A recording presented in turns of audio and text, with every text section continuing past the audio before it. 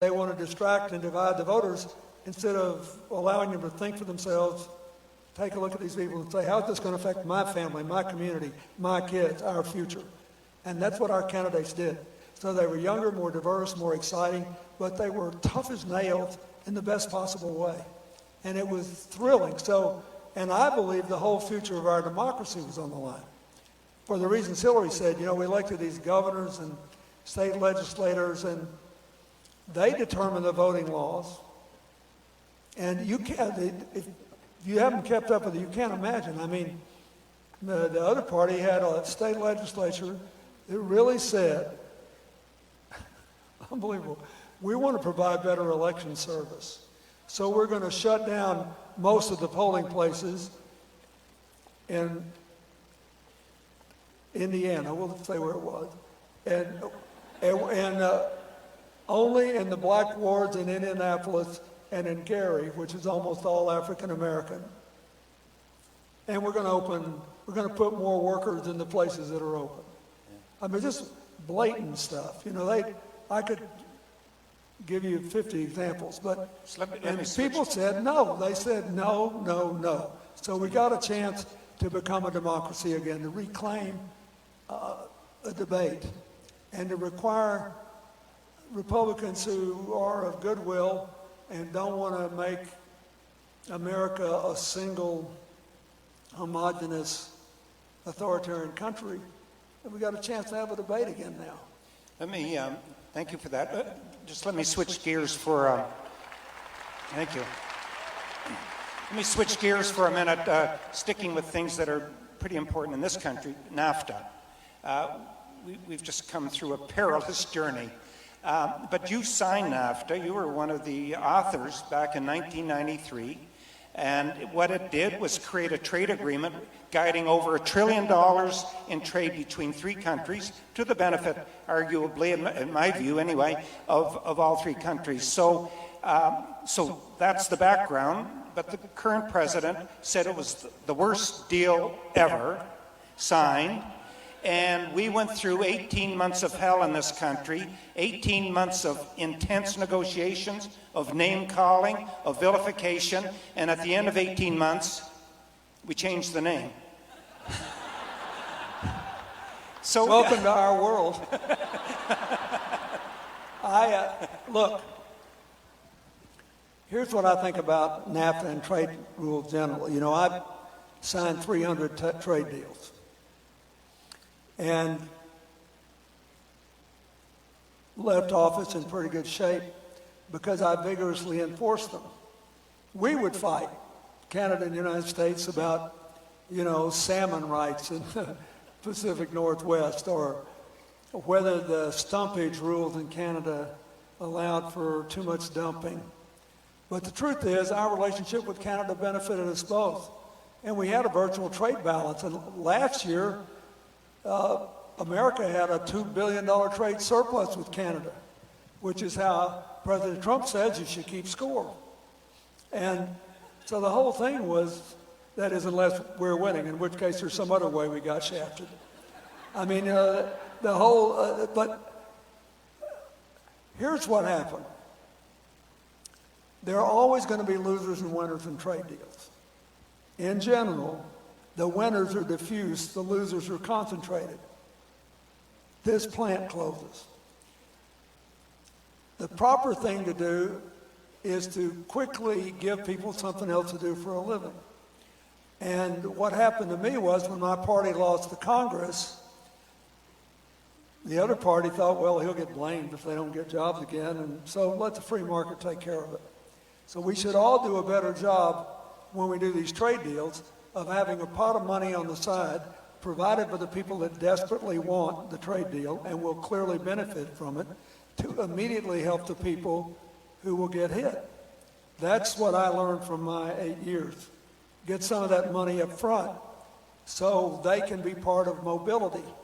And the more inequality you have and the more stagnation you have, and what we found in 2016, when Hillary was out going around the country, the median income of a Trump voter was actually slightly higher than the median income of a Hillary voter. But the counties she carried, the local jurisdictions, provided about 2/3 of America's GDP. That is, all the dynamism was there. So the other people were just mad about being overlooked and left out and left behind. And we all, every place in the world, has got to do a better job of that. If you look at the Brexit vote, and these people in rural England and rural Wales griping about Polish workers, UK might not be here today if it hadn't been for the Poles helping in World War II, by the way. You see the same thing. So NAFTA was a trade deal. It's 25 years old. It needed to be looked at again, right? We needed to update some of the intellectual property stuff and some of the other stuff. On balance, I think there's more good than harm in it. But all the rhetoric was just for consumption. It was just rhetoric. And we did some real damage, I'm afraid, to our relationship. And so if we did, I ask for your forbearance, because we do love you, most of us in America, and we know we need each other. So let me, I want to ask you one more question on the economy and switch to you, Secretary Clinton, on a couple of issues. But you presided over the longest period of economic prosperity since the Second World War, created 22 million jobs during your time in office.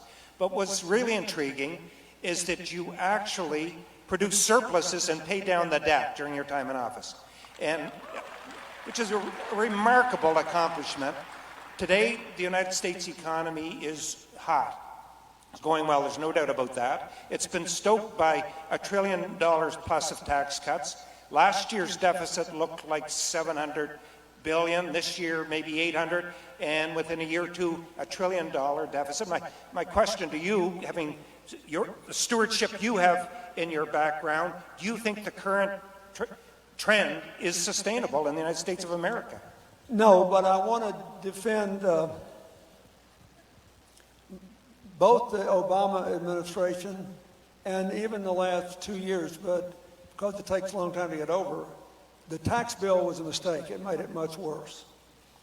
But if you have the kind of crash we had in 2008, and interest rates are negative or zero, then you can't practice balanced budget economics. You can't do the traditional things. If you do, you'll just make it worse. You make the deficit worse.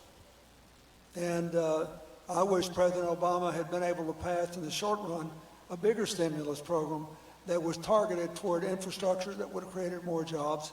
He tried to pass one in his second term, and the Congress of the other party wouldn't give it to him. So now, however, we're about to see the return of normal interest rates. And if we don't, that's why we should never have passed that tax bill, because it's going to make interest rates higher, which will make servicing the debt more expensive, which will leave less money for everything else and almost no money for investment. Meanwhile, the Chinese, both within China and around the world, are eating our lunch in terms of becoming more competitive globally. So, yeah, I still think in normal times, you should practice arithmetic. People ask me all the time, what grade I did you bring to it? I said, arithmetic. I did, I'm a simple man. I went to public schools in a little place. But investment is better than squandering money. And giving trickle-down economics doesn't work nearly as well as investment with fiscal discipline. It just doesn't in normal times. We're back to normal times now. So, thank you. Secretary Clinton, one of the current terrible issues the world is preoccupied with was the killing of the cleric Khashoggi. And in an embassy, in a sanctuary, if you like, in a foreign country. And since that time, the world has been transfixed with this debate, it would seem, between the commercial interest of countries and the outrage which they have over this horrible atrocity. And quite frankly, that debate has been led by the president, who was declared very quickly his interest in maintaining the commercial relationship. So my question to you as a former Secretary of State, how would you counsel your government to deal with a situation like that? Well, I don't think the current administration is interested in hearing from anyone on the outside, anyone with experience in what is always a balancing of interests. But what's unique about what's going on now is there isn't any balancing going on, Frank. We have a president who is part of the cover-up as to what happened in that consulate or embassy when Mr. Khashoggi was murdered. And we have a president and those closest to him who have their own personal commercial interests. I mean, we're not necessarily thinking about the big commercial interests between our two nations, because at this point in our history, we get much more energy imported from Canada than we do from Saudi Arabia. So it is hard to make the case with a straight face that this is a national commercial interest. The kinds of things that President Trump says are disprovable on their face, that the Saudis are responsible for tens of thousands of jobs in the United States and all of that. But what we don't know, and what makes this so troubling, is how much commercial interest both the president's family and business and his son-in-law's family and business have with the kingdom. But even putting that to one side, our values are part of our leverage in the world.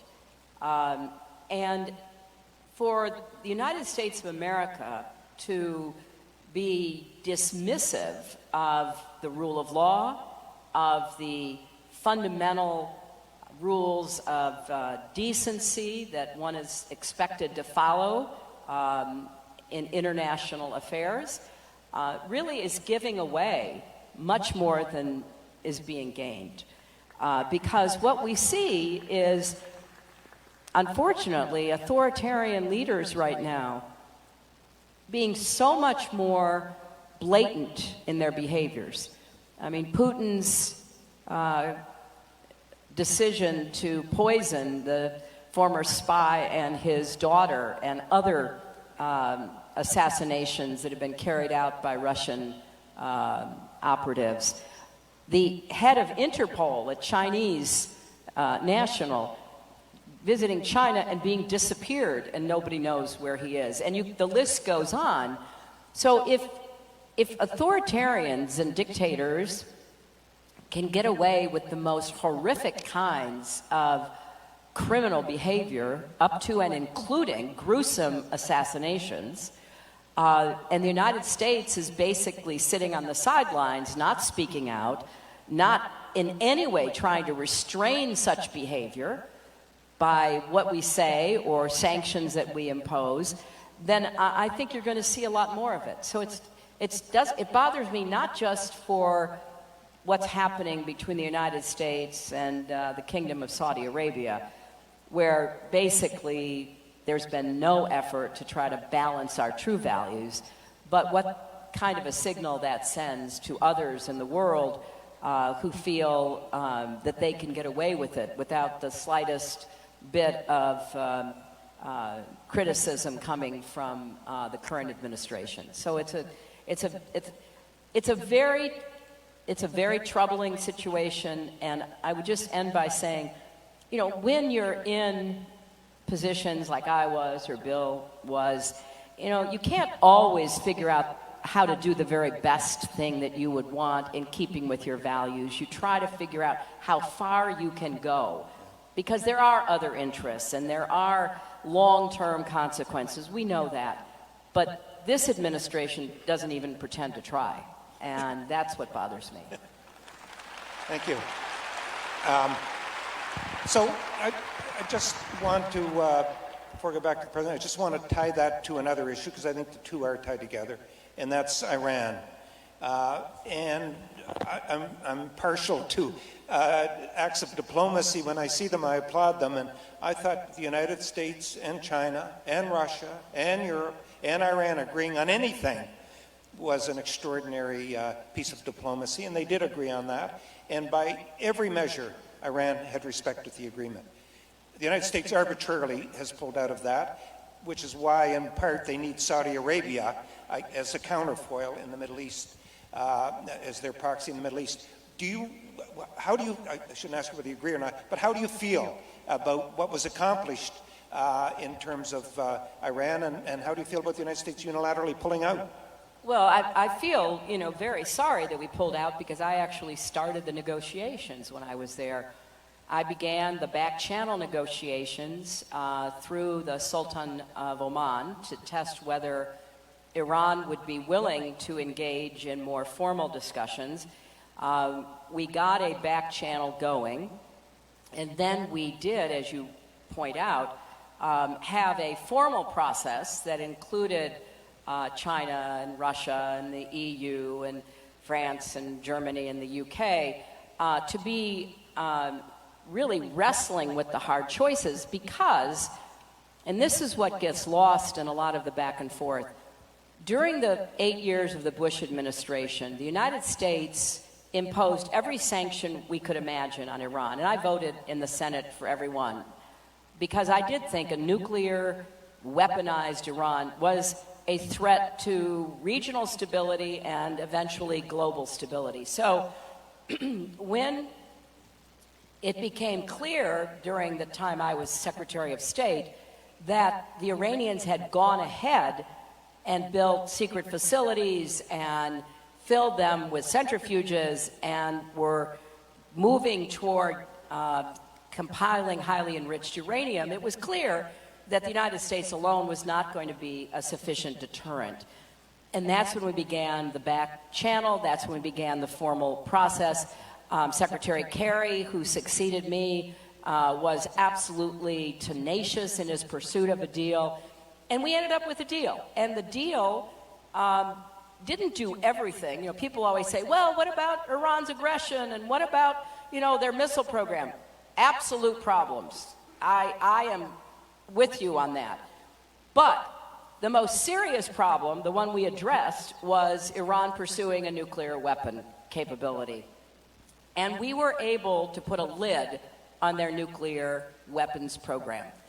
Now, Trump governs, well, he said today that, his gut, in his opinion, is a lot smarter than most people's brains. So, literally, you can't make this stuff up. It's, a dozen times a day, your head is spinning.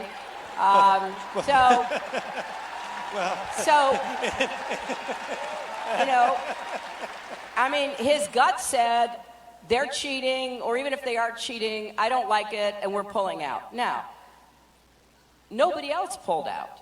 And the Iranians have been, at least publicly, saying that they want to continue working with the other parties. I don't have access to any information. I don't know what's going on behind the scenes. But the bottom line is he pulled out of an agreement that was working, just like he pulled out of the Paris Climate Agreement. We are now the only country in the world not in the Paris Climate Agreement. And, for him to do these kinds of things, or to, as you say, renegotiate NAFTA to the point of putting a new name on it and not much else, at some point, the emperor has no clothes. People begin to see that this doesn't make sense. There's no real substance behind it. And I think the midterm elections began to demonstrate that, given a chance, American voters are, going to, vote with facts and reason and evidence, which is comforting. So on Iran, I think it was a mistake to pull out. I think that the effort the administration is now going through, and just the last thing I'll say about this, but I found it somewhat bemusing. So one of the things I had to do was to convince all these parties, including Russia and China, to sign up for international sanctions through the Security Council on Iran. That was the the nut we had to crack, because if we didn't have global sanctions, we were not going to be successful, because we would not, frankly, bring Iran to the negotiating table the way they needed to be brought. But there were countries like China, like Japan, like India, who still got a lot of energy from Iran. And I went on a very long tour around the globe talking to those countries and encouraging them to wean themselves off of Iranian energy, which they began to do. And really some of the bravest people who did it were in Southern Europe, still recovering from the financial crash. Greece and others were really in a bind, but they did it. So I noticed that when this administration announced these new sanctions, they gave waivers to a number of countries, like India and China and Japan. Well, that's like saying you don't really have sanctions, right? So this is a game of mirrors that is going on right now, and Iran is a perfect example. And frankly, I think it was very much in our interest for us to have the agreement and to see whether there couldn't be efforts made to try to normalize the relations with Iran. And it's a highly educated population. Obviously, they're under the thumb of the clerics and their military allies. We know that. But to begin to push toward change by taking the nuclear program off the table. Thank you. It's we talked about a very important piece of diplomacy. I want to ask you, Mr. President, about another important piece of diplomacy. I was in Ireland a few years ago and went to play golf in Ballybunion, and drove into the village, and there's a statue of Bill Clinton. And I've played golf with you enough that I don't think that's why they put the statue there.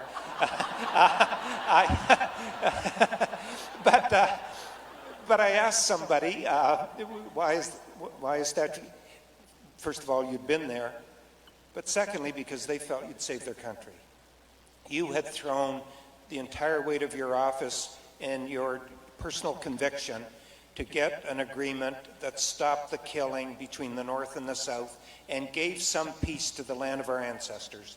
And we're forever grateful for that. And my question to you is that all in peril in the Brexit negotiations that may end up recreating a border between the North and the South? Excuse me. First, I love doing the Irish effort. And I'm very good. Hillary was also very much involved in it with a lot of the women's groups who got together across the religious and political lines and said we need to stop this years before we finally made an agreement. And it's held.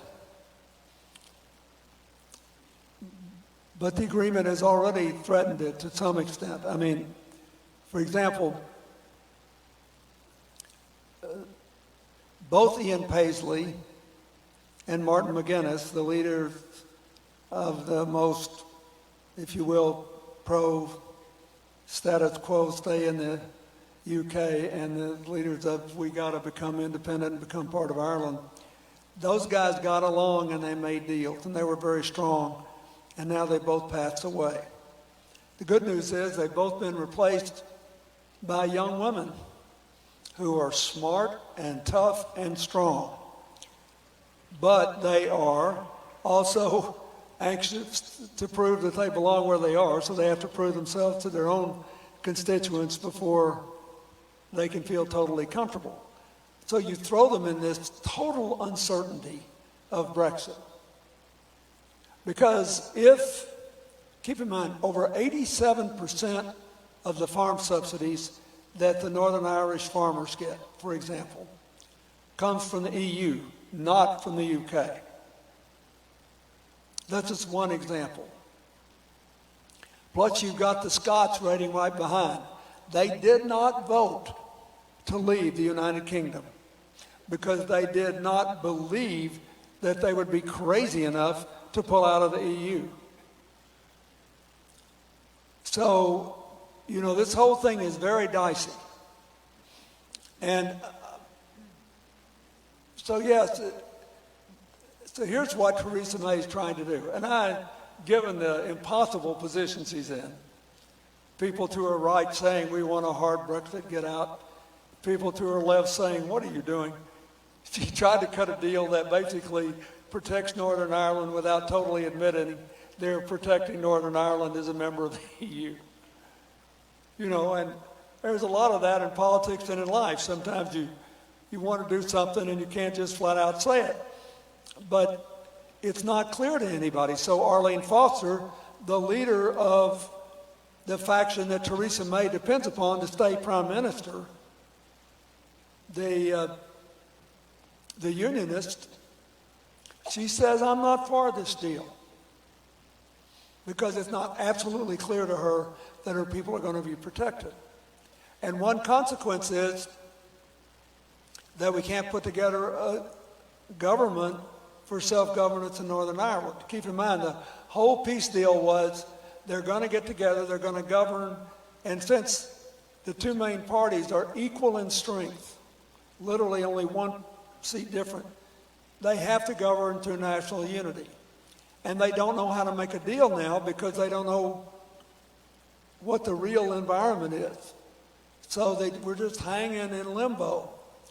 And all the enemies of peace and the tiny group of people that would like to go back are being beat off because the average citizen of Northern Ireland and the average citizen of the Irish Republic love being at peace. There are building cranes instead of weapons stashes in Belfast. Conditions are going on, but and they deserve a lot of credit, but it is a threat.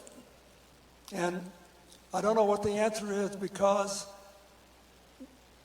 we'll have to wait and see. But if the Parliament upholds the deal as written and the European Union is made absolutely clear they're given no more concessions, then we'll see. But you better hope it's as good as Theresa May claims it is for Northern Ireland, and that it's bearable for the Scots, because they would, I think it's clear, they would have voted to leave the United Kingdom if they had thought that the English and the Welsh were going to turn around and vote to get out of the EU. That's what I believe. So they got a mess on their hands, and if you think you've got a hard job, tomorrow morning, say a prayer for Theresa May. She's got the hardest job in democracy, except for the Chancellor of Germany, Angela Merkel, who's got other issues. So I just want to pursue that and then go back to Secretary Clinton. But when I was thinking about this question, it reminded me that you had weighed in on that, helped to bring peace. You weighed in as well on the side of Scotland staying in the EU. You were part of the Oslo Accord negotiations, the Camp David Accords, trying to bring peace to the Middle East. You were central to the Dayton Accords, dealing with the strife in Bosnia. And you came to Canada, or you entered the debate in Canada 5 days before our referendum battle, and by all accounts, changed the results so that we ended up keeping our country together. And we'll forever, ever be grateful to you for that. But it just struck me that it's been part of your life trying to bring reconciliation and peace. In the last few months, we've seen the United States pull out of the Paris Accord, pull out of TPP, pull out of the Iranian deal, which they'd signed on to, tried to tear up NAFTA, pull out of a nuclear treaty. And I guess the question is, has the United States given up its moral right to leadership in the world? Have you reneged on the responsibility that goes with being such a great power to be a force of peace and reconciliation in the world? Well, I think we've compromised it. But I think that's, we want to be apparently leading this parade of people for separatist tribalism. You know, they call this populism. There's positive and negative populism.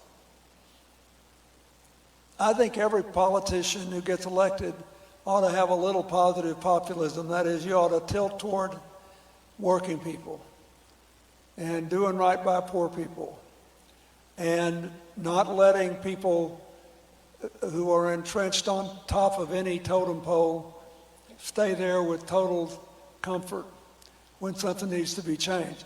That's very different from saying, I'm going to make you think that your identity is challenged and cannot survive unless you're against somebody else. That's separatist populism. I'm for inclusive tribalism. I was complimenting the owner of your basketball team tonight here, because you're doing well, right? And so that's, but you don't have to hate every basketball player that's not on your team, right? You don't have to say there should be one set of rules for our team. We get to foul whoever we want and nobody else plays. That's what's going on in the world today. It's just all force and anger and division and resentment. That's what I'm against. Inclusive tribalism works better. We never asked the Catholics and the Protestants in Northern Ireland to give up their identity. We never asked the Muslims and the Catholics and the Orthodox in Bosnia to give up their identity. I could go on and on and on. We asked them to see past it to the human being beyond. And we better recover that, or our planet will be in peril. That's what I believe.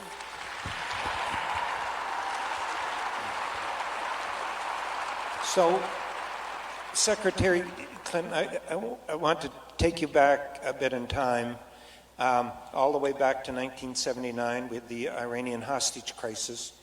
And President Jimmy Carter ordered a rescue attempt.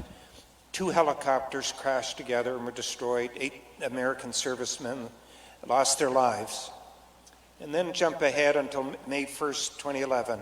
You're in the Situation Room for what had to be 35 or 40 of the most electric moments in your life when Osama bin Laden was captured and killed.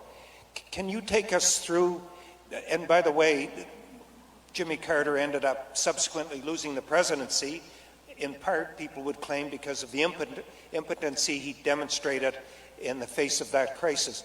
It just seemed to me that your president and you took staggering risks, very high risks, in the operation that you had conducted. And I just wanted to ask you what it was like being in that room and being part of that decision. Well, you know, it's interesting, Frank, that you asked the question by mentioning first the tragedy that happened in Jimmy Carter's effort to rescue hostages in 1979, because there were people in the Situation Room with us who had been in high positions of responsibility during that period and were extremely cautious, as they should have been. The decision was made over a series of meetings covering several weeks by a small group of us. We met first alone, and then we would meet to brief the president and take on his questions. And I have said many times, the president's attention to detail, his discipline in looking past every offer or idea that was presented and asking the hard questions was critical to the process. I mean, there is no substitute for the final decision maker being totally engaged and, frankly, doing his homework, which obviously President Obama more than did. So when it came down to the decision making, the president asked each one of us to give him our recommendation, and literally went around the room with, the Vice President, Secretary of Defense, Chairman and Vice Chairman of the Joint Chiefs of Staff, Director of the CIA, myself, and there was disagreement among us. I was on the side of recommending a raid because the other options would not have given us the kind of certainty we needed. So if a missile had been launched, either from a ship or from a predator in the air above the site, we would never know if Osama bin Laden were there.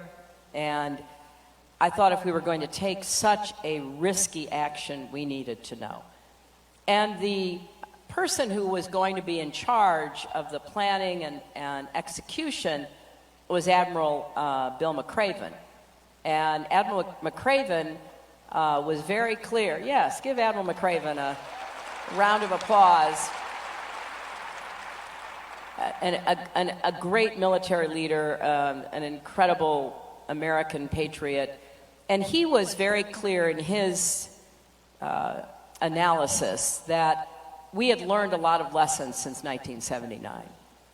And we had learned them in the Gulf War, we had learned them in Iraq and Afghanistan. We had been, in a better position by then to make these decisions. And so I recommended, along with Leon Panetta, the director of the CIA, that the president should order a raid. Now, the ultimate decision was obviously the president's. He made that decision. And then, as you rightly say, we were all gathered in that small situation room watching the action unfold. And I nearly was struck dumb when we saw one of the helicopters clip its tail on the wall coming over into a courtyard, because despite the fact that under Admiral McRaven's direction a model had been built, practicing had been done, there was no possible contingency left unexplored, but there we were. Apparently the barbed wire was slightly higher than it appeared in the pictures, and so the helicopter was disabled. But because of 1979, there were helicopters stationed nearby to be able to come in to provide a rescue for those Navy SEALs who had been on the helicopter that was disabled. And it was, an incredible act of courage and honor. And I say that because there have been books written and movies done about it, but I don't recall whether any of them got this one part that meant so much to me. And that is that after the SEALs went into the house and met resistance from the bodyguards and the adult son of bin Laden, and then encountered bin Laden, in order to leave, they had to blow up the helicopter, because the helicopter had advanced technical abilities that we did not want falling into the wrong hands. So the helicopter was going to be blown up. That's another risky, unforeseen circumstance. And so what the Navy SEALs did was to take the women and children who were in the house, who obviously were traumatized and outraged by what had gone on, but still, they took them out, they took them around the back, they put them against the far wall, as far away from the helicopter being blown up as they could, so that if there were any damage from the helicopter, it wouldn't cost them their lives, before they then left. Now, meanwhile, people are waking up. We're monitoring all of this, and folks are coming out on their rooftops, and they're wondering what's going on. Now, we were helped to some extent because we were in a town where the Pakistani military academy was. So the citizens there were used to helicopters coming and going and military exercises taking place. So we bought ourselves more time than you would have if it had been in a place that wasn't familiar with that. So all went well in terms of, getting everybody back on the helicopter, getting Bin Laden's body out to verify, even though we were, very, very certain it was him, but to do the DNA tests and the like. And, I've often described this as one of the best examples of decision-making that I personally have ever seen or been part of, because of the really careful way we did it. And we didn't tell anybody. Nobody on my staff, nobody on anybody's staff knew about it. As we got right to the very end and the president made the decision, we had to bring in a few people because we imagined that there would be reactions we would have to manage. But one of the funny stories about this is after it happened, and the president was going, once we got the body back and we confirmed with DNA, the president was going to address the nation. Then he began calling. He began calling his predecessors, and he called Bill and he said, well, I imagine Hillary's told you about this. And Bill goes, told me about what? Because I didn't tell anybody, including Bill, because that was what we were expected to do. He called the living former presidents, which is a thing you do. I mean, this is a very big deal to everybody who lived through 9/11. And when Hillary was a senator and she was in Washington and our daughter was in Lower Manhattan walking like crazy with thousands of other people, I mean, it was a big deal for all of us. So he said, well, I guess Hillary told you. I said, told me what? He said, she didn't tell you? We got him. I said, who? She said, Bin Laden, we got him. I said, no, Mr. President, congratulations, she did. I said, you told her not to tell anybody, didn't you? He said, sure, but I said, she didn't tell anybody. It was really a fascinating thing. But I agree with her because I've read everything that you can read about it. The whole decision-making process was good. And let me just say one thing. As somebody who's had to manage this, you want people who are there that you trust to feel free to say what they can say, including the people who disagree. Because nobody's right all the time, and the president has to make a decision. And the worst thing that can happen in a meeting is if you get the feeling that your Secretary of State, your Secretary of Defense, the CIA director, anybody has calculated what they think you want to hear and is telling you that. You're dead. You might as well run the whole thing with a computer. I mean, the whole point of it is to hear people's opinion and their reasoning and all of that. And so they all did their jobs. I'm proud of Hillary. I think she made the right recommendation. I think it was the right thing to do. But I'm proud of the others too, and including the ones who disagree. It was a classic casebook example of good presidential decision making. So it's the reason the issue kind of came to me to ask you tonight is that this week the President of the United States has been vocal in the newspapers criticizing Admiral McRaven, saying that everybody knew that Osama bin Laden was kind of living it up in Pakistan and they should have gone in and got him earlier. I mean, how do you feel, not just about this example, but about the behavior of criticizing the people who defend your country and give their lives for it? It just absolutely dumbfounds me. I mean, I've never, ever imagined that you would have a president personally attacking people who put their lives on the line year after year after year for no cause. I mean, look, President Truman relieved MacArthur for cause, because he was not following through on the orders that the commander-in-chief was giving. That is really different than making stuff up and criticizing distinguished military leaders or anyone who has served our country the way that so many have. So Frank, I was shocked by that. I was shocked to see it and to see it go on. It kind of continued for a while. So I don't know how to explain it.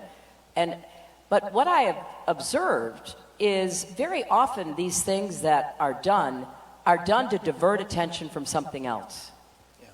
And so it's like, okay, everybody, don't look at me and what I'm doing and the problems that I have and am causing. I'm going to come up with something that will divert your attention and distract you. And then everybody goes chasing it because you don't want to let it go unanswered. You don't want him to say these things about someone like, Bill McRaven and not answer them. So you answer them, and then it gets escalated, and then somebody else jumps into the fray. And pretty soon you forgot what was going on over here. It's back to the old, three Monte card game that,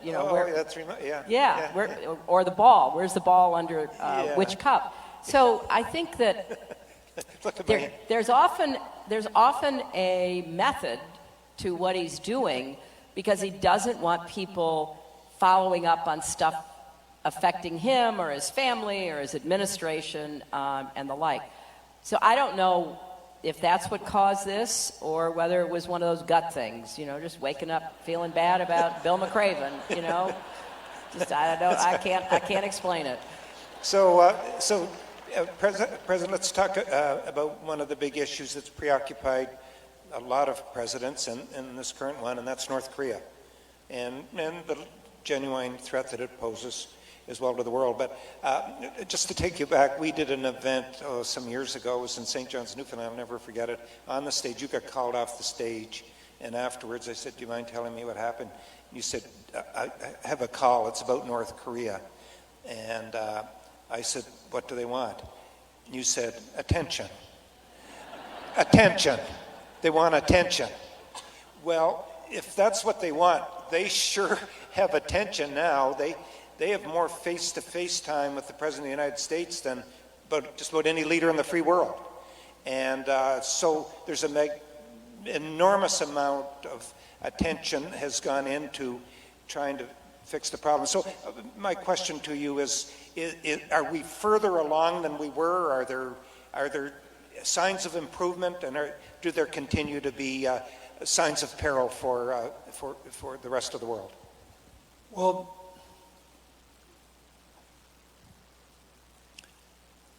let me tell you where I think we are. You can make up your own mind about how far along you think we are. When I became president, it was obvious to me that North Korea was generating power from a nuclear power plant that generated electricity by burning plutonium in fuel rods. Now keep in mind, they were unable without aid to either feed themselves or keep themselves warm. So North Korea is inherently dangerous because it's basically a dictatorship that is great at making bombs and missiles and can't bring in a crop sufficient to feed themselves.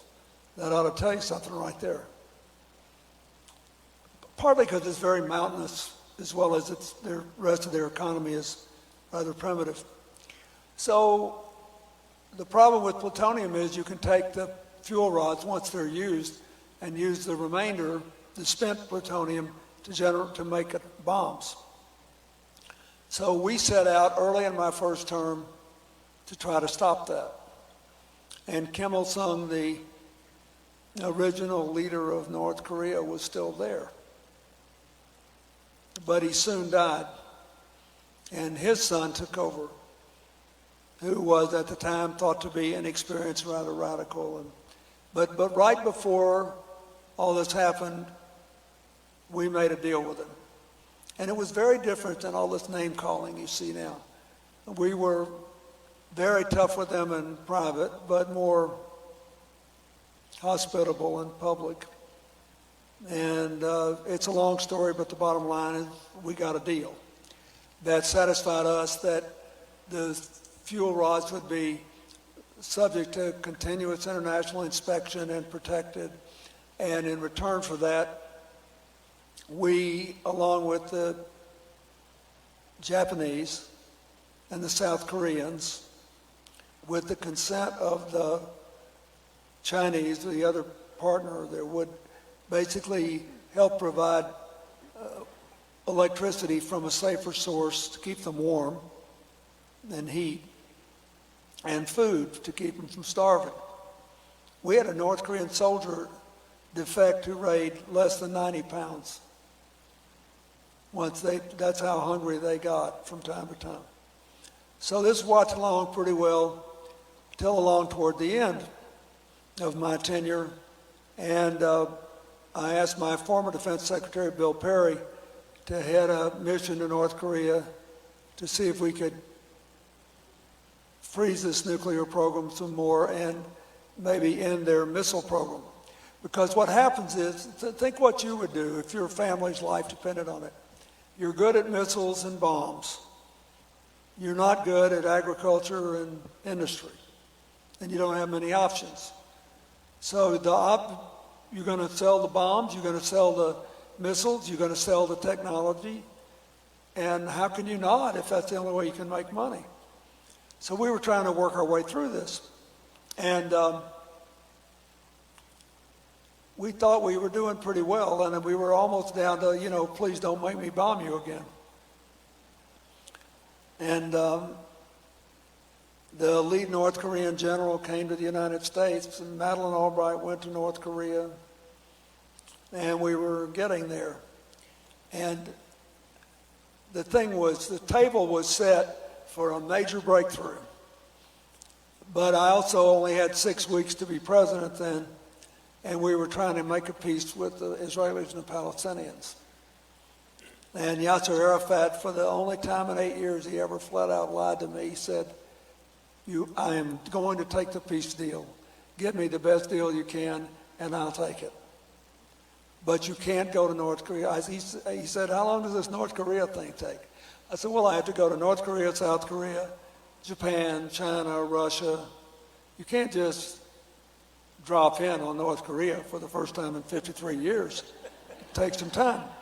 So I said, I don't think I can physically do it in less than 12 to 14 days. He said, dear God, you can't do that. He said, if I don't do this while you're there, it'd be 5, 10, 15 years, maybe never. Here we are, 18 years and counting. And something happened. He'd never lied to me before, but he did then. He didn't come across. And so we didn't get either one. And but I left it teed up for anybody. I figured anybody would take this, but President Bush was distrustful, and he included them in the axis of evil, and we were off in a different direction. It never happened. So now we're in a position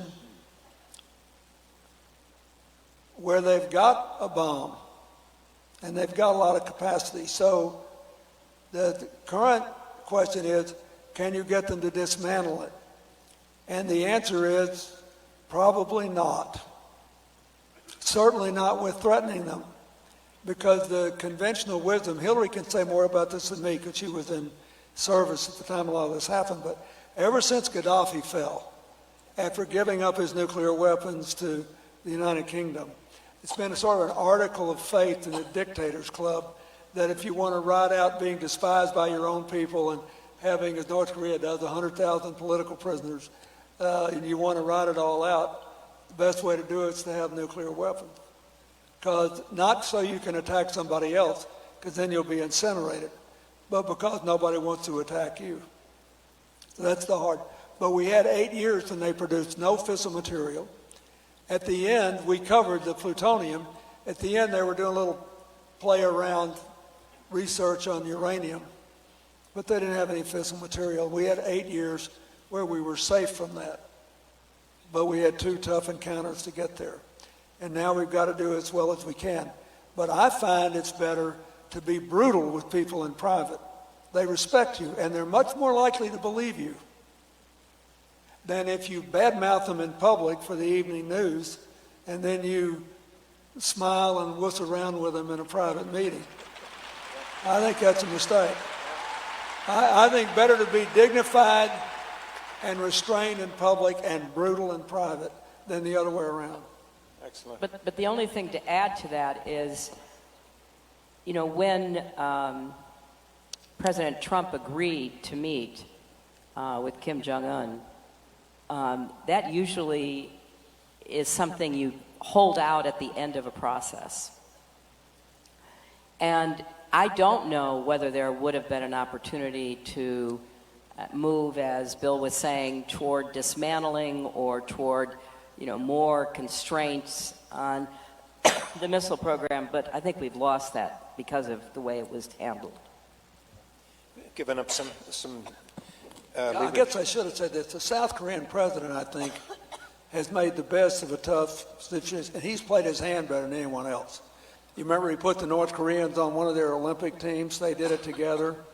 Then he got the North Koreans in the Olympics, no questions asked. And he realized he was dealing with two kind of authoritarian people who like to look tough and talk tough. And he smiled and gave them credit for whatever it is they were doing. He's been,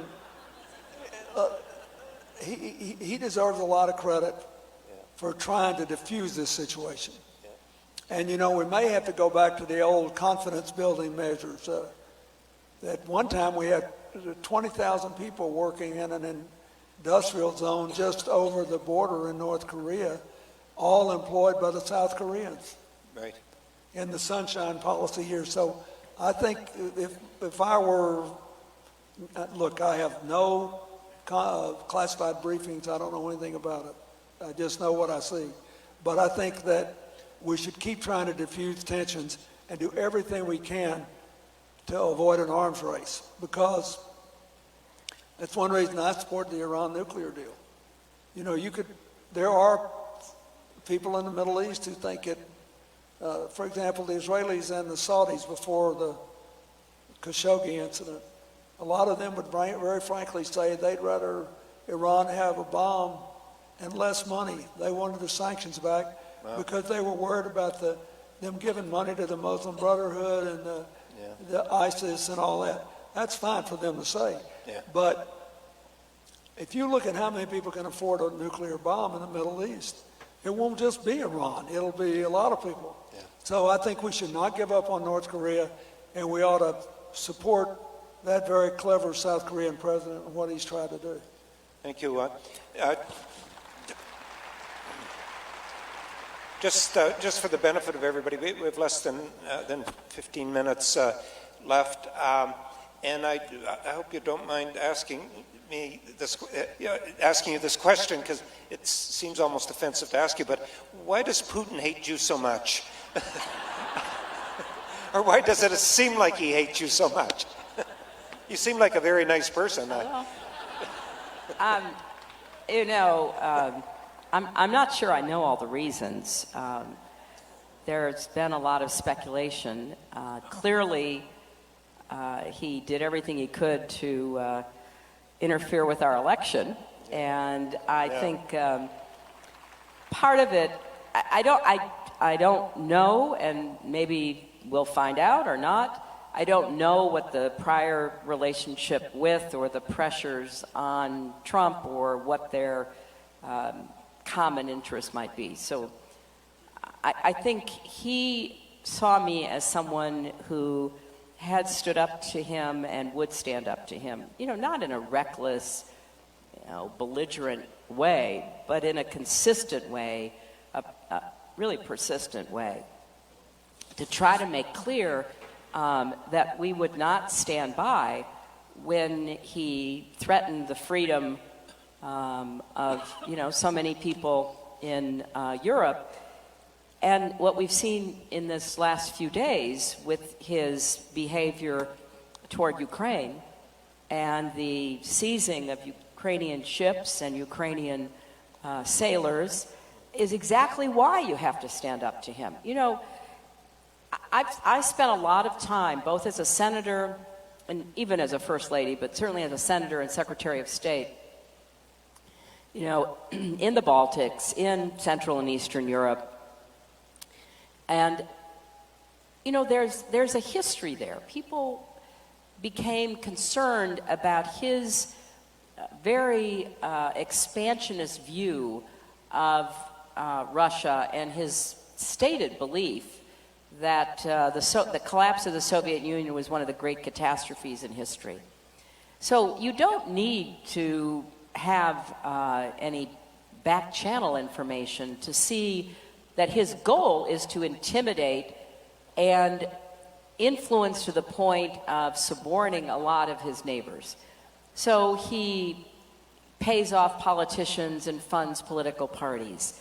He has his friends in the Kremlin oligarch club buy media and also buy energy systems so that they can try to really squeeze the Baltics and not just Eastern Europe.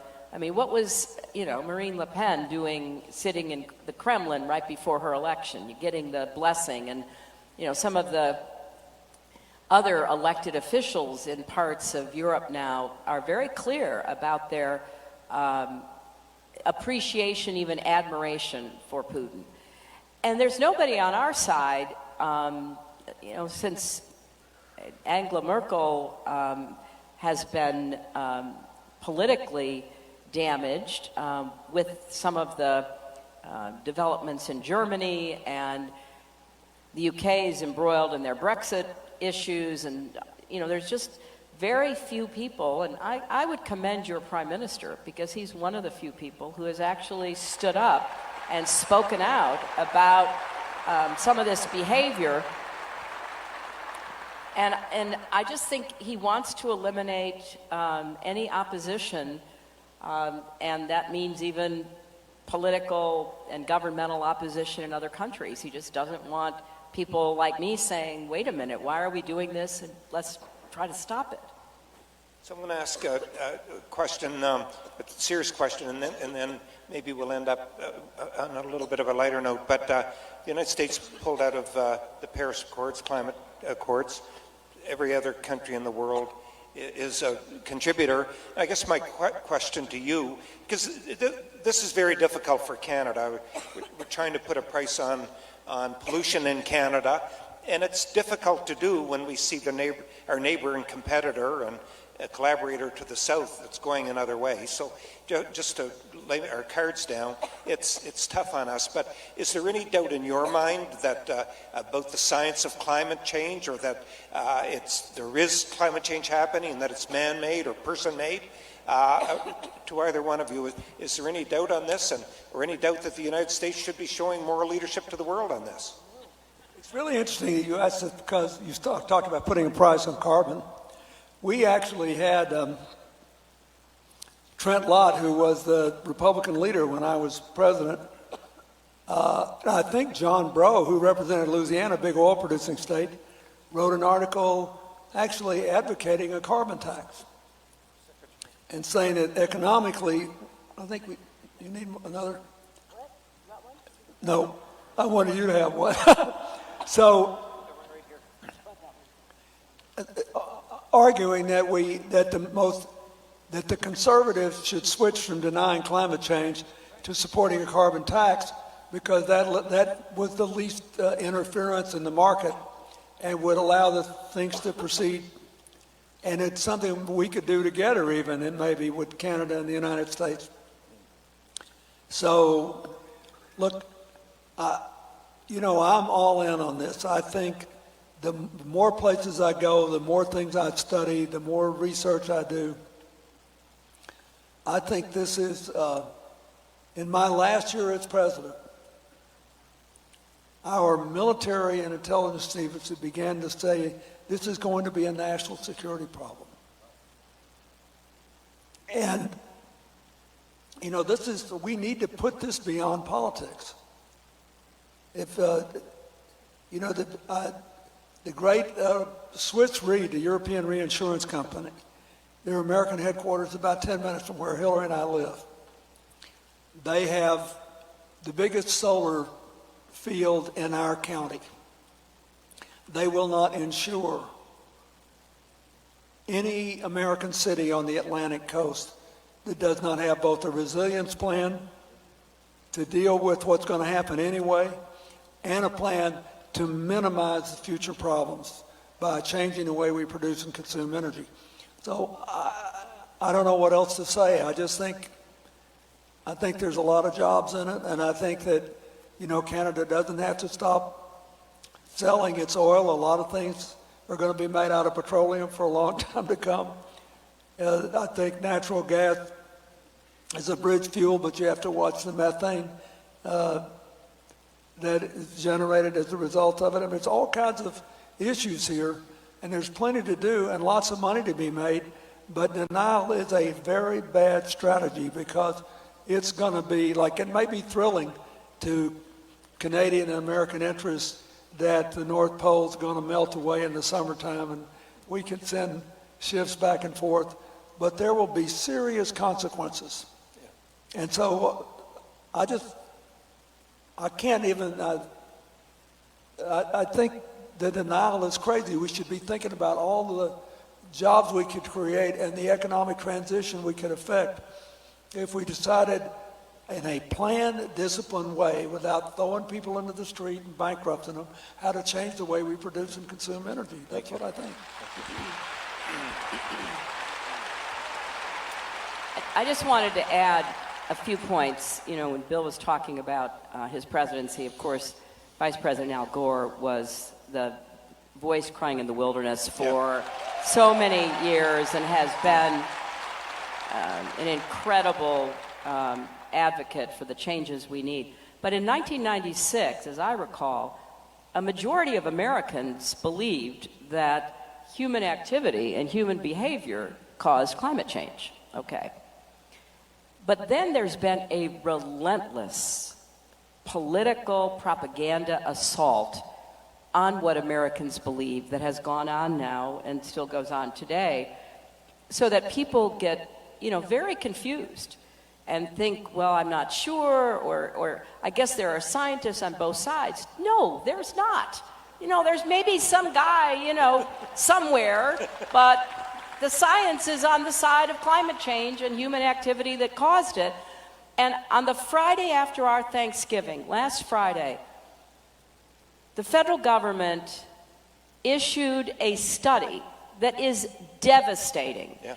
It goes chapter and verse about what is already happening, from wildfires to extreme temperatures to increased storm activity, and paints a very dire picture, which also affects the quality of life, even the lives of people, along with livelihood in many parts of our country, and enormous amounts of damage. So even, let's say you were still unconvinced, as we've heard, unfortunately, our press, and I am just heartsick about this, they keep trotting up these people to speak. And this happened over the weekend after this report came out. And these people are all, shills for interests that don't want there to be any concerted effort on climate change. And they start off by saying something like, well, I'm not a scientist. Well, for heaven's sakes, go get a scientist. I mean, quit putting people on TV who don't know what they are talking about. And here's the only silver lining, so to speak. After the Trump administration pulled the United States out of Paris, governors of states, mayors of cities, leading business executives, activists of all kinds came together and said, you know what, we're going to keep doing what we're doing, and we're going to try to meet America's national goals as had been set forth in the Paris Agreement. And that's actually happening. So it would be a lot better if we had a government that actually listened to their own scientists. This is becoming a big problem, Frank. I mean, it just riles me up. I mean, I think that if you won't listen to people who actually spend their time over decades studying problems, my goodness, you know, your gut is not the answer to everything that is important in the world. I'm sorry. Let me just say, first of all, I will say again, I worry a lot about long-term, what are rich countries going to do when the combination of robotics and artificial intelligence and nanotechnology, will this be the first change that kills more jobs than it creates? Well, we can stave that day off if we affect the kind of transition we need to have. Why are we having this conversation?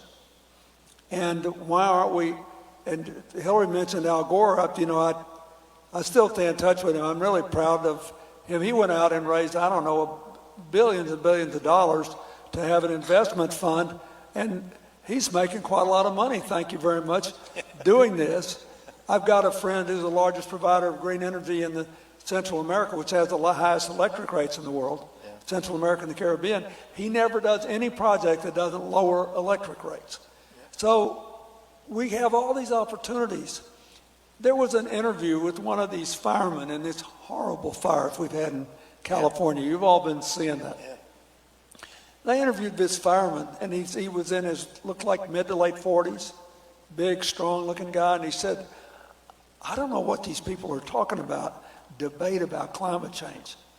Did you see what just happened here? I've been in these woods all my life. He said, they've never burned like this before. It gets worse every year. This is, you're asking me if I believe it, I'm living this. Why are they doing this? I'm telling you, we are destroying species at the most rapid rate in 10,000 years with no idea what it's going to do to the food chain in the ocean. More than 1 billion people depend upon fish for their protein. This is not just we're all getting hot. I mean, this is everything. And I think instead of being excited about it, we should be excited. This is our generation and the next generation's challenge to keep the earth alive, to keep it alive for our grandchildren and the generations beyond, and not do it. I don't understand why we are even counting it. And if I were one of these billionaires that's paying for all this propaganda, I would say to myself, I love my grandchildren, and I can make just as much money by pulling down the propaganda and investing this money in a clean energy, zero carbon future that will create more jobs and a better future. They're going to give me the hook soon, but I just have to close with just one or two things. First of all, one of the great speeches, you've made so many, but was during the campaign when you effectively used a speech as a love song and said, I met a girl, and gave a speech about meeting Hillary Clinton in a class in Yale and how smitten you were. I just want you to tell us here tonight in front of everybody, why were you so smitten, and why did you rebuff him 3 times? Well, first of all, I'm going to tell this is the real truth. It's painful, but it comes out all right. So I was in this class that I did not attend all the time. It was about political and civil rights. I was passionate about the subject. The author of the textbook and the teacher of the class was a man named Tom Emerson, who was a genuine Roosevelt New Dealer. We met a young man here today who said FDR was his favorite president. This guy was one of the guys that made the New Deal go. But to put it charitably, he was a modest man, and the book was better than the movie. So the lectures weren't all that interesting, but I was there one day, and I noticed this woman student there who came apparently less frequently than I did. At least I'd never seen her before. And I literally, there was just something about her.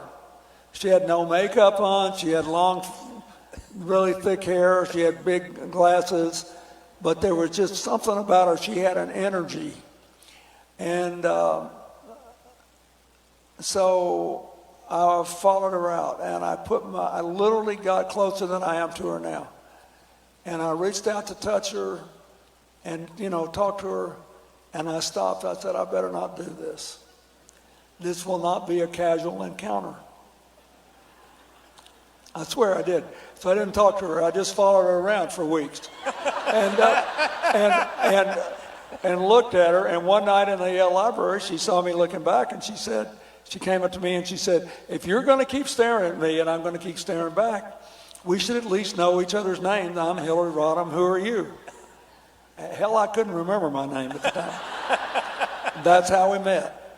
And it's worked out pretty well. That's all I can tell you. We've been dissected, psychoanalyzed, cut up and down, but it's been the most interesting thing you can possibly imagine. It's still interesting to me every day. And wonderful. There you go. Well, that's part of the story. I mean, he looked like a Viking. In those days, he had a lot of red hair and a red beard. And he had been at Oxford as a Rhodes Scholar. So even though he was a year older than me, he didn't arrive until a year after I started Yale Law School. And so I did notice him.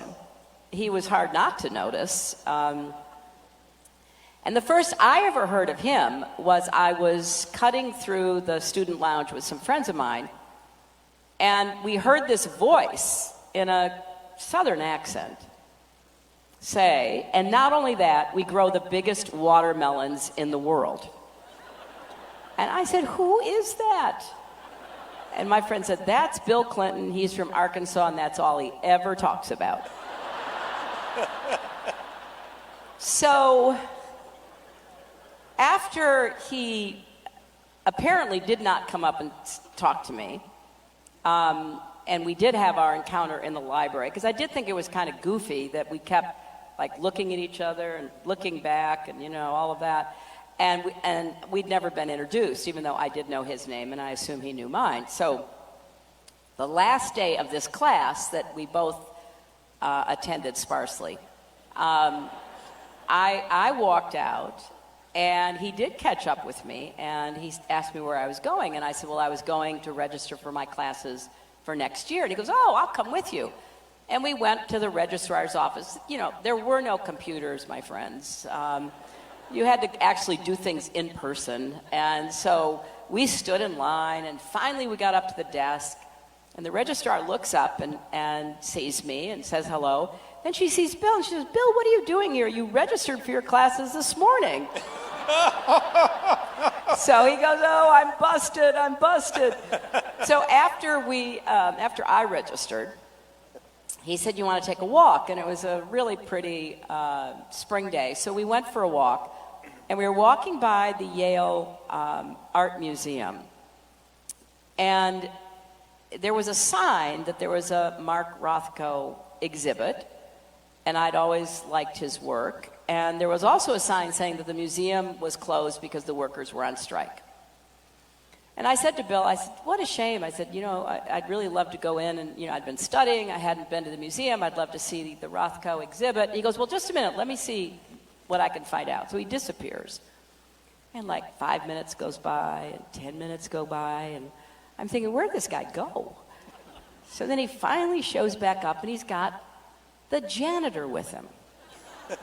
And he has somehow convinced the janitor that we would not be breaking the strike if we cleaned up all the paper that had been accumulating on the grounds, and in return, could we go in and see the exhibit? It was my first opportunity to watch him negotiate in action. That's when you knew he'd be president. In we went, and we had an incredible afternoon, and the rest, they say, is history. So there we go. I'm very pro-labor, and it's the only time I've ever done anything that could even be interpreted as causing a picket line. But I mean, when it came down to my political principles against my budding romantic interests, I had to broaden my spectrum of principles. It was great. And we saw the Rothko exhibit. We did no harm to the worker strike. And it's been great. I remember what she was wearing that day. Holy. She had a white blouse on and a skirt that was it was basically orange with a lot of flowers in it and went all the way to the floor. It was so great. And it was beautiful. And I still remember we sat in the lap of a Henry Moore statue that was in the garden of the Yale art, and we saw the Rothkos. So every time I see a Rothko, I go look at it and salute old Mark and thank him. Okay, look, we've got to close it down. People have been very patient. I'm going to close, though, by congratulating you, because this week your precious daughter was named by the BBC as one of the top 100 most accomplished women in the world. You must be very, very, very proud of that. You should be very proud of that. Oh, you know, she has twice as many degrees as we do, and twice as many kids as we had already. She's twice as good as we are at about everything, and we're really proud of her. You've been well blessed, and I'm just going to close. Julie and I came back from Haiti. I was talking to you about it earlier. Came back from Haiti this week. Everywhere we went, we heard the same thing. We love the Clintons. We love the Clintons. And I just want to say this, that if you went anywhere in this country, you'd hear the same thing too. We love the Clintons here in Canada. Thank you. Thank you. Thank you all.